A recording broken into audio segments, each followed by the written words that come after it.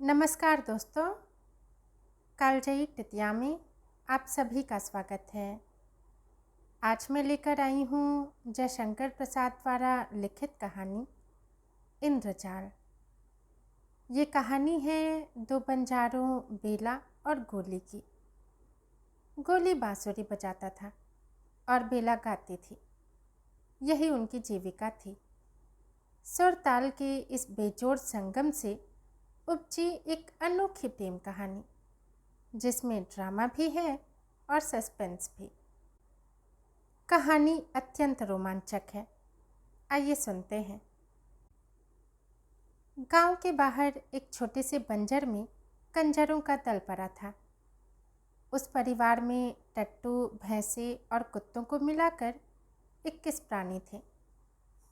उसका सरदार मैकू लंबी चौड़ी हड्डियों वाला एक अधेड़ पुरुष था। दया माया उसके पास फटकने नहीं पाती थी।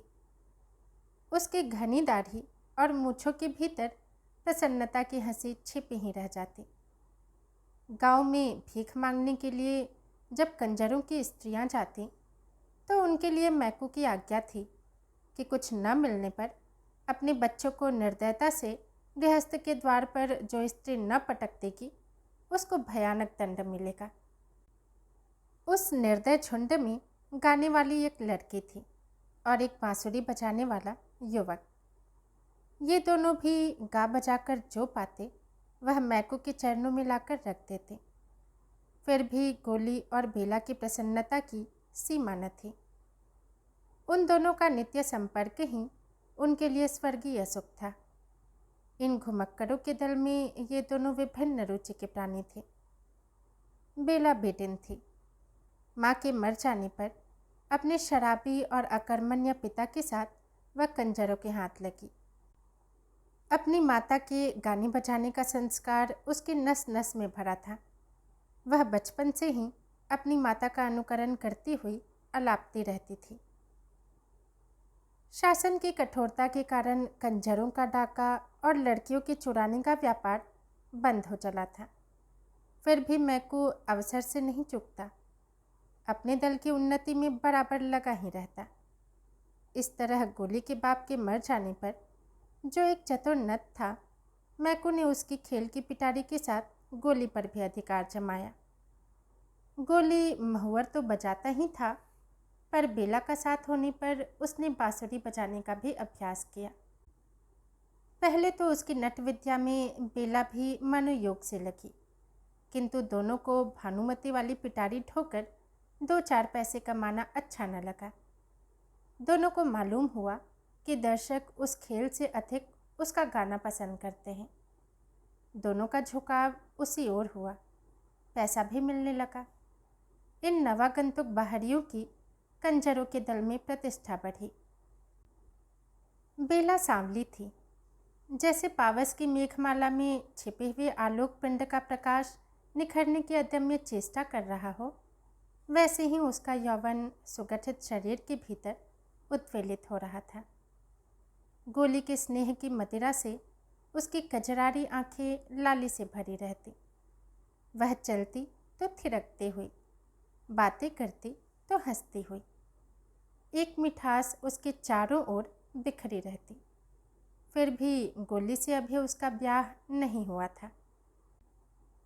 गोली जब बांसुरी बजाने लगता तब बेला के साहित्यहीन गीत जैसे प्रेम के माधुर्य की व्याख्या करने लगते। गांव के लोग उसके गीतों के लिए कंजरों को शीघ्र हटाने का उद्योग नहीं करते थे। जहां अपने सदस्यों के कारण कंजरों का वह दल घृणा और भय का पात्र था, वहां गोली और बेला का संगीत आकर्षण के लिए पर्याप्त था। किंतु इसी में एक व्यक्ति का अवांछनीय सहयोग भी आवश्यक था। वह था भूरे। छोटी सी ढोल लेकर उसे भी बेला का साथ देना पड़ता। भूरे सचमुच भूरा भेड़िया था। गोली अथरों से बांसुरी लगाए अर्धनिमिलित आंखों के अंतराल से बेला के मुख को देखता हुआ जब हृदय की फूंक से बांस के टुकड़े को अनुप्राणित कर देता, तब विकट घृणा से ताड़ित होकर भूरे की भयानक थाप ढोल पर जाती। क्षण भर के लिए जैसे दोनों चौंक उठते। उस दिन ठाकुर के गढ़ में बेला का दल गाने के लिए गया था। पुरस्कार में कपड़े रुपए तो मिले ही थे, बेला को एक अंगूठी भी मिली थी। मैकू उन सबको देखकर प्रसन्न हो रहा था। इतने में सिरकी के बाहर कुछ हल्ला सुनाई पड़ा। मैकू ने बाहर आकर देखा कि भूरे और गोली में लड़ाई हो रही थी। मैकू के कर्कश स्वर से दोनों भयभीत हो गए। गोली ने कहा, मैं बैठा था, भूरे ने मुझको गालियां दी, फिर भी मैं न बोला। इस पर उसने मुझे पैर से ठोकर लगा दी और यह समझता है कि मेरी बांसुरी के बिना बेला गा ही नहीं सकती।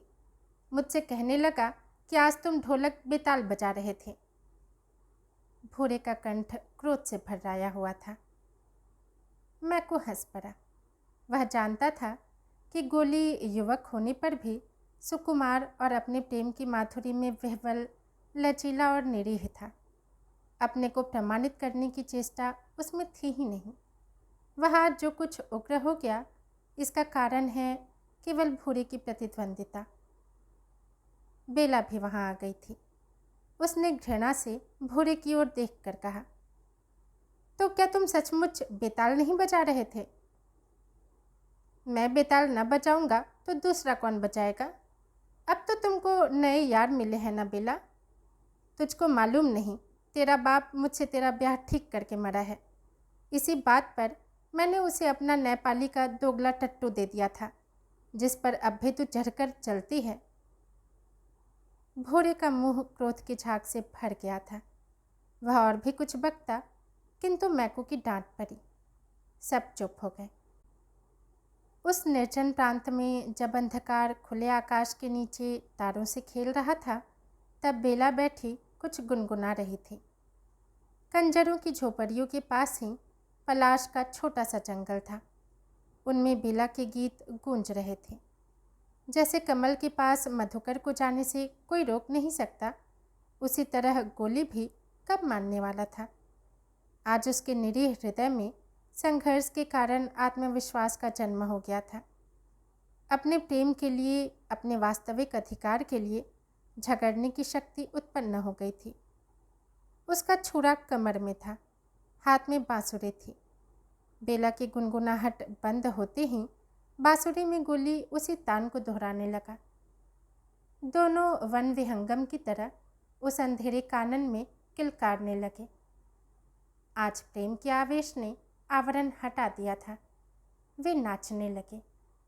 आज तारों की क्षीण ज्योति में हृदय से हृदय मिले, पूर्ण आवेग में।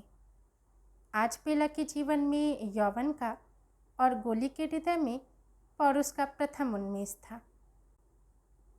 किंतु भूरा भी वहां आने से नहीं रुका। उसके हाथ में भी भयानक छुरा था। आलिंगन में आबद्ध बेला ने चित्कार किया। गोली छटक कर दूर जा खड़ा हुआ, किंतु घाव ओछा लगा। बाघ की तरह झपट कर गोली ने दूसरा वार किया। भूरे संभाल न सका। फिर तीसरा वार चलाना ही चाहता था कि मैकू ने गोली का हाथ पकड़ लिया। वह नीचे सिर किए खड़ा रहा। मैकू ने कड़क कर कहा, बेला, भूरे से तुझे ब्याह करना ही होगा। यह खेल अच्छा नहीं। उसी क्षण सारी बातें गोली के मस्तक में छाया चित्र सी नाच उठी। उसने छुरा धीरे से गिरा दिया। उसका हाथ छूट गया।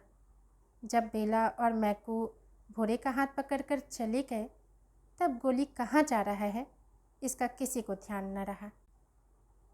कंजर परिवार में बेला भूरे की स्त्री मानी जाने लगी। बेला ने भी सिर झुकाकर इसे स्वीकार कर लिया, परंतु उसे पलाश के जंगल में संध्या के समय जाने से कोई भी नहीं रोक सकता था। उसे जैसे सायंकाल में एक हल्का सा उन्माद हो जाता। भूरे या मैकू भी उसे वहां जाने से रोकने में असमर्थ थे। उसकी दृढ़ता भरी आंखों से घोर विरोध नाचने लगता। बरसात का आरंभ था। गांव की ओर से पुलिस के पास कोई विरोध की सूचना भी नहीं मिली थी। गांव वालों की छुरी हंसिया और काठ कबाड़ के कितने ही काम बनाकर वे लोग पैसे लेते थे। कुछ अन्न यूं भी मिल जाता। चिड़िया पकड़कर, पक्षियों का तेल बनाकर, जड़ी बूटी की दवा तथा उत्तेजक औषधियों और मदिरा का व्यापार करके कंजरों ने गांव तथा गढ़ के लोगों से सद्भाव भी बना लिया था। सबके ऊपर आकर्षक बांसुरी जब उसके साथ नहीं बजती थी, तब भी बेला के गले में एक ऐसी नई टीस उत्पन्न हो गई थी जिसमें बांसुरी का स्वर सुनाई पड़ता था। अंतर में भरे हुए निष्फल प्रेम से युवती का सौंदर्य निखर आया था।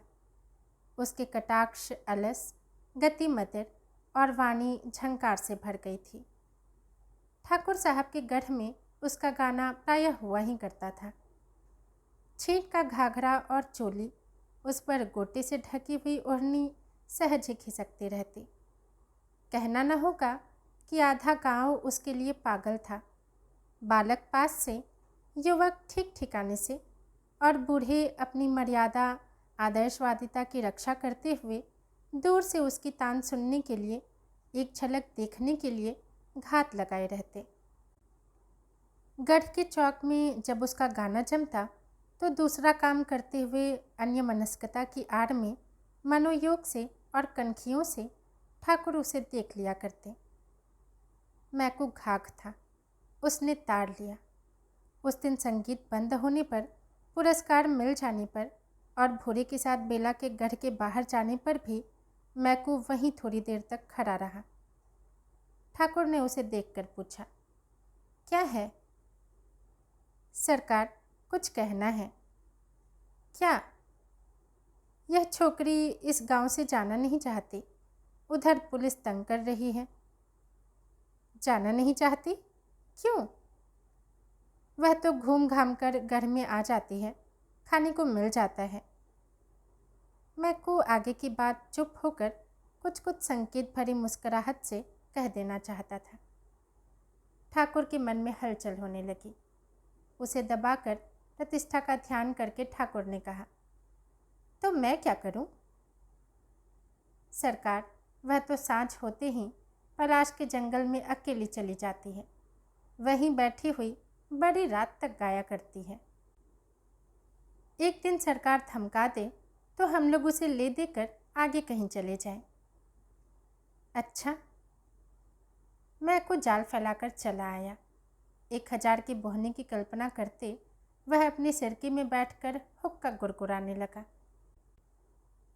पीला के सुंदर रंग की मेघमाला प्रेम राशि की रजत रेखा से उद्भासित हो उठी थी। उसके हृदय में यह विश्वास जम गया था कि भूरे के साथ घर बसाना गोली के प्रेम के साथ विश्वासघात करना है। उसका वास्तविक पति तो गोली ही है। बेला में यह उच्छृंखल भावना विकट तांडव करने लगी। उसके हृदय में वसंत का विकास था। उमंग में मलयानिल की गति थी। कंठ में वनस्थली की काकिली थी। आँखों में कुसुमोत्सव था और प्रत्येक आंदोलन में परिमल का उत्कार था।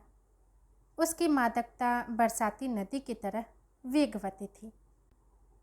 आज उसने अपने जूड़े में जंगली करौंदे के फूलों की माला लपेटकर भरी मस्ती में जंगल की ओर चलने के लिए पैर बढ़ाया तो भूरे ने डांट कर कहा, कहाँ चली?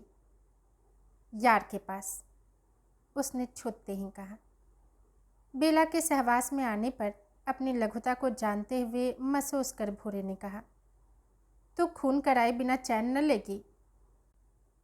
बेला की आंखों में गोली का और उसके परिवर्धमान प्रेमांकुर का चित्र था, जो उसके हद जाने पर विरह जल से हरा भरा हो उठा था। बेला पलाश के जंगल में अपने बिछड़े हुए प्रियतम के उद्देश्य से 2-4 विरह वेदना के तानों की प्रतिध्वनि छोड़ आने का काल्पनिक सुख नहीं छोड़ सकती थी। उस एकांत संध्या में बरसाती झिल्लियों की झनकार से वायुमंडल गूंज रहा था। बेला अपने परिचित पलाश के नीचे बैठकर गाने लगी, चिन्हत नाही बदल गए नैना।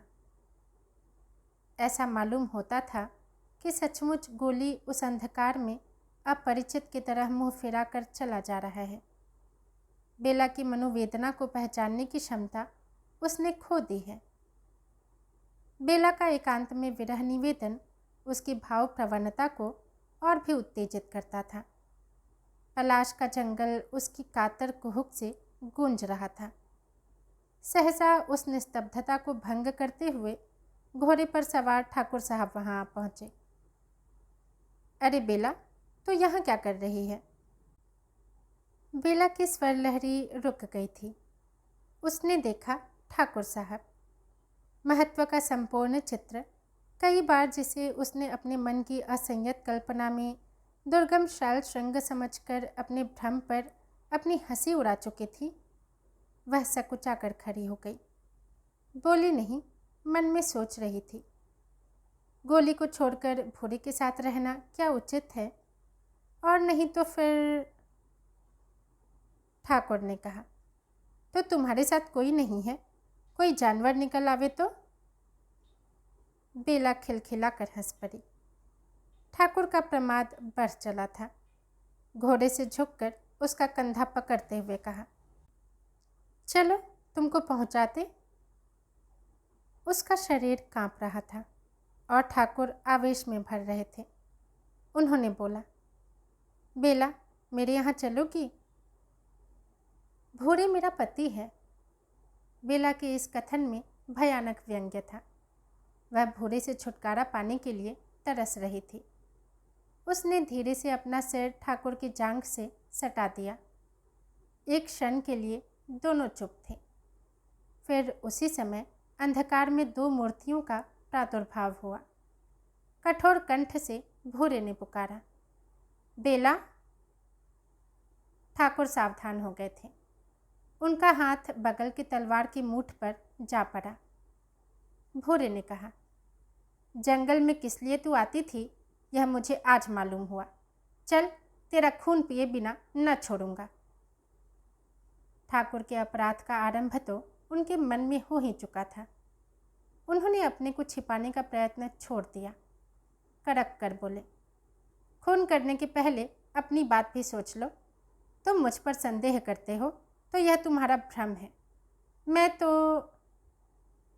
अब मैकू आगे आया।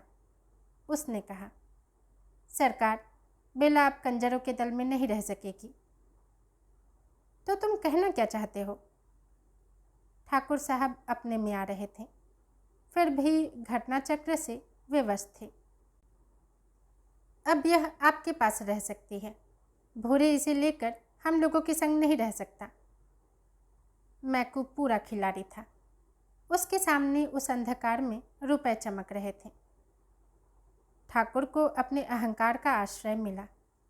थोड़ा सा विवेक जो उस अंधकार में झिलमिला रहा था बुझ गया। उन्होंने कहा, तब तुम क्या चाहते हो? 1000।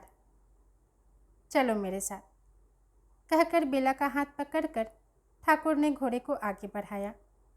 भूरे कुछ भुनभुना रहा था, पर मैकू ने उसे दूसरी ओर भेजकर ठाकुर का संग पकड़ लिया। बेला रिकाब पकड़े चली जा रही थी। दूसरे दिन कंजरों का दल उस गांव से चला गया। ऊपर की घटना को कई साल बीत गए। बेला ठाकुर साहब की एकमात्र प्रेमिका समझी जाती है। अब उसकी प्रतिष्ठा अन्य कुलवधुओं की तरह ही होने लगी है। नए उपकरणों से उसका घर सजाया गया है। उस्तादों से गाना सीखा है। गढ़ के भीतर ही उसकी छोटी सी साफ सुथरी हवेली है। ठाकुर साहब की उमंग की रातें वहीं कटती हैं। फिर भी ठाकुर कभी कभी प्रत्यक्ष देख पाते कि बेला उनकी नहीं है। वह न जाने कैसे एक भ्रम में पड़ गए। बात निभाने की आ पड़ी। एक दिन एक नट आया। उसने अनेक तरह के खेल दिखलाए। उसके साथ उसकी स्त्री थी। वह घूंघट ऊंचा नहीं करती थी। खेल दिखलाकर जब अपनी पिटारी लेकर जाने लगा तो कुछ मनचले लोगों ने पूछा, क्यों जी, तुम्हारी स्त्री कोई खेल नहीं करती क्या? करती तो है सरकार, फिर किसी दिन दिखलाऊंगा, कहकर वह चला गया। किंतु उसकी बांसुरी की धुन बेला के कानों में उन्माद का आह्वान सुना रही थी। पिंजरे की वन विहंगिनी को वसंत की फूली हुई डाली का स्मरण हो आया था। दूसरे दिन गढ़ में भारी जमघट लगा। गोली का खेल जम रहा था। सब लोग उसके हस्तकौशल में मुग्ध थे। सहसा उसने कहा, सरकार, एक बड़ा भारी दैत्य आकाश में आ गया है। मैं उसे लड़ने जाता हूँ। मेरी स्त्री की रक्षा आप लोग कीजिएगा। गोली ने एक डोरी निकालकर उसको ऊपर आकाश की ओर फेंका। वह सीधी तन गई। सबके देखते देखते गोली उसी के सहारे आकाश में चढ़कर अदृश्य हो गया। सब लोग मुग्ध होकर भविष्य की प्रतीक्षा कर रहे थे। किसी को यह ध्यान ही नहीं रहा कि स्त्री अब कहाँ है। घर के फाटक की ओर सबकी दृष्टि फिर गई। गोली लहू से रंगा चला आ रहा था। उसने आकर ठाकुर साहब को सलाम किया और कहा, सरकार, मैंने उस दैत्य को हरा दिया। अब मुझे इनाम मिलना चाहिए। सब लोग उस पर प्रसन्न होकर पैसों रुपयों की बौछार करने लगे। उसने झोली भरकर इधर उधर देखा, फिर कहा, सरकार, मेरी स्त्री भी अब मिलनी चाहिए। किंतु यह क्या, वहाँ तो उसकी स्त्री का पता नहीं। गोली सिर पकड़कर शोक मुद्रा में बैठ गया। जब खोजने पर उसकी स्त्री नहीं मिली तो उसने चिल्लाकर कहा, यह अन्याय इस राज्य में नहीं होना चाहिए। मेरी सुंदरी स्त्री को ठाकुर साहब ने घर के भीतर कहीं छिपा दिया। मेरी योगिनी कह रही है। सब लोग हंसने लगे। लोगों ने समझा यह कोई दूसरा खेल दिखलाने जा रहा है। ठाकुर ने कहा, तो तू अपनी सुंदर स्त्री मेरे घर में से खोज ला। अंधकार होने लगा था। उसने जैसे घबराकर चारों ओर देखने का अभिनय किया, फिर आँख मूंद कर सोचने लगा। लोगों ने कहा, खोजता क्यों नहीं, कहाँ है तेरी सुंदर स्त्री? तो जाऊँ ना सरकार? हाँ हाँ, जाता क्यों नहीं? ठाकुर ने भी हंसकर कहा। गोली नई हवेली की ओर चला। वह निशंक होकर भीतर चला गया। बेला बैठी हुई तन्मय भाव से बाहर की भीड़ झरोखे से देख रही थी। जब उसने गोली को समीप आते देखा तो वह कांप उठी। कोई दासी वहाँ न थी। सब खेल देखने में लगी थी। गोली ने पोटली फेंक कर कहा, बेला, जल्द चलो। बेला के हृदय में तीव्र अनुभूति जाग उठी थी। एक क्षण में उस दीन भिखारी की तरह, जो एक मुट्ठी भीख के बदले अपना समस्त संचित आशीर्वाद दे देना चाहता है, वह वरदान देने के लिए प्रस्तुत हो गई। मंत्र मुग्ध की तरह बेला ने उस ओढ़नी का घूंघट बनाया। वह धीरे धीरे उसके पीछे भीड़ में आ गई। तालियां पीटी। हंसी का ठहाका लगा। वही घूंघट, न खुलने वाला घूंघट, सायंकालीन समीर से हिलकर रह जाता था। ठाकुर साहब हंस रहे थे। गोली दोनों हाथों से सलाम कर रहा था। रात हो चली थी। भीड़ के बीच गोली बेला को लिए जब फाटक के बाहर पहुंचा, तब एक लड़के ने आकर कहा, इक्का ठीक है। तीनों सीधे उस पर जाकर बैठ गए। इक्का वेग से चल पड़ा। अभी ठाकुर साहब का दरबार जम रहा था और नट के खेलों की प्रशंसा हो रही थी। दोस्तों, कहानी यही समाप्त होती है। यदि पसंद आई हो तो लाइक करें और चैनल को सब्सक्राइब भी ज़रूर करें। धन्यवाद।